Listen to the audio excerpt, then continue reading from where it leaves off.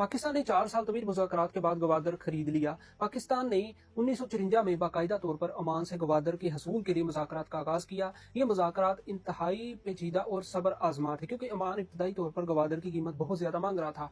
बिलाखिर 8 सितंबर 1958 को पाकिस्तान और सल्तनत ओमान के दरमियान माहिदा तय पाया और पाकिस्तान ने 3 बिलियन बरतानवी पाउंड के अवज़ गवादर खरीद लिया। उस वक्त के वजीर खारजा फेरोज खान ने जाती दिलचस्पी लेते हुए इस माहिदे को पाया तकमील तक पहुंचाया। अगर मौजूदा करेंसी रेट के मुताबिक उस रकम का अंदाजा लगाया जाए तो ये रकम तकरीबन आज के दौर में 5.5 अरब पाकिस्तानी रुपए से ज्यादा बनती है। उस जमाने में ये पाकिस्तान के ज़र मुबादला के ज़खायर के लिए एक बड़ी अदायगी थी। 3 अक्टूबर 1958 को गवादर को बाकायदा पाकिस्तान का हिस्सा करार दे दिया गया। पाकिस्तान की नेवी ने यहाँ कंट्रोल संभाला और रफ्ता रफ्ता उसे बलोचिस्तान में जम कर दिया गया। गवादर के अवाम ने खुशी से पाकिस्तान में शमूलियत अख्तियार की, क्योंकि उनके कबायली, लसानी और सकाफती रिश्ते पहले ही बलोचिस्तान के दीगर इलाकों से जुड़े हुए थे। गवादर न सिर्फ पाकिस्तान की एक अहम तरीन बंदरगाह बल्कि दुनिया के बड़े बड़े मनसूबों पर मरकजी हैसियत रखता है। यहाँ Gwadar port, international airport, free zone और एक्सप्रेस वीजे जैसे मंसूबे मुस्तकबिल में पाकिस्तान की मईशत का चेहरा बदल सकते हैं।